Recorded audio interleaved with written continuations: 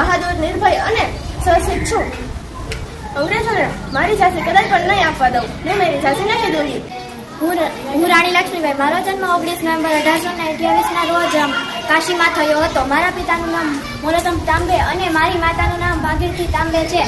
મારા લગ્ન કાશીના રાજા ગંગાધર ભાવ સાથે થયા હતા. હું કાશીને બચાવવા માટે અંગ્રેજો સાથે લડી હતી અને ગ્વાલિયર સાથે લડતા લડતા હું ખૂબ જ ઘાયલ થઈ ગઈ હતી. હું કસ્તુરબા મહીદાસ ગાંધી. મેં મારું સંપૂર્ણ જીવન ગાંધીને તેમજ તેમના સ્વતંત્ર ચળવળનો કાર્યોને સમર્પિત કરેલું છે. મારું સમગ્ર જીવન મહાત્મા ગાંધીને સેવા કરવામાં વ્યતીત કરું છું. તેમજ ભારતીય નારીઓને આઝાદીની ચળવળ માટે જાગૃત કરું છું.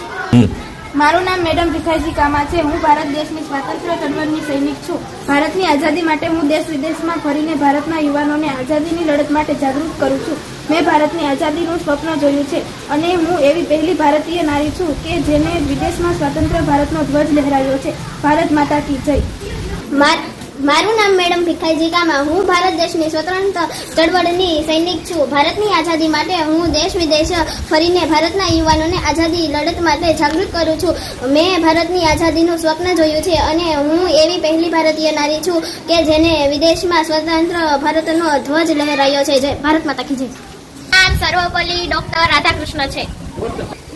હું શિક્ષિકા છું. હું તમામ વિદ્યાર્થીઓને શિક્ષણ આપું છું. મારું કર્તવ્ય તમામ દેશના વિદ્યાર્થીઓને શિક્ષણ આપવાનું છે. જીવનમાં આગળ વધવા તેમ પ્રામાણિકતા મારું કર્તવ્ય આગળ વધારવા પ્રયત્ન કરીશ અને દેશની સેવા કરીશ. જય હિન્દ, જય ભારત. હું રાણી લક્ષ્મીબાઈ. મારા પતિનું નામ ગંગાધર છે. મારો જન્મ 19 નવેમ્બર 1828માં થયો હતો. મારા માતાનું નામ ભગીરથીબાઈ છે.